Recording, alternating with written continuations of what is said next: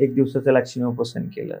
आमदारांनी स्वतः त्या तेथील नागरिकांना, महिलांना घेऊन त्या ठिकाणी बसलो की बाबा अशी अडचणी. आमदारांनी स्वतः येऊन त्या ठिकाणी माझं उपोषण सोडवलं. की सीमा भिंतीचं काम कधी होणार, तसं आमदारांनी कमिशनरला सांगून त्याची तरतूद केली. त्यावेळेच्या नगरसेवकांना नाही सुचलं. नगरसेवक विरोधी पक्षाचा असल्यानं सत्ता ही आमची होती. ते सगळं असतानाही तुम्ही अपक्ष फॉर्म भरायला तयार झाले होते. त्यामध्ये मी पक्षाकडे, राष्ट्रवादी काँग्रेसकडे तिकीट मागितलं होतं. बरं.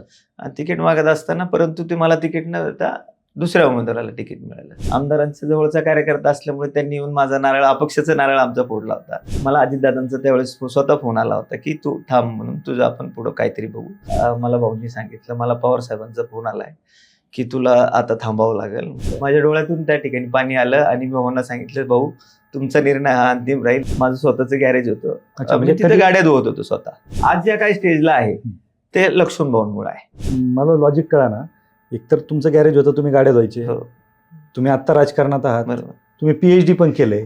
भाऊंच्या नावाने आज आम्ही तिथं कौशल्य विकास केंद्र पिंपरी चिंचवड शहरासाठी आणलं. अशा अनेक विद्यार्थ्यांना आम्ही आमदार सुद्धा त्यामध्ये स्वतः शंकरशेठ जागताप त्यामध्ये जातीने लक्ष घालतात.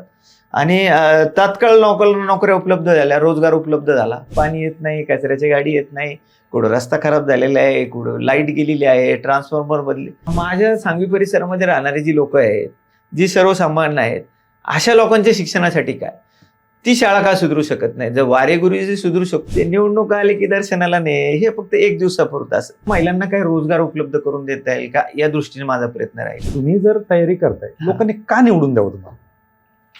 काय केलं तुम्ही लोकांसाठी आजपर्यंत?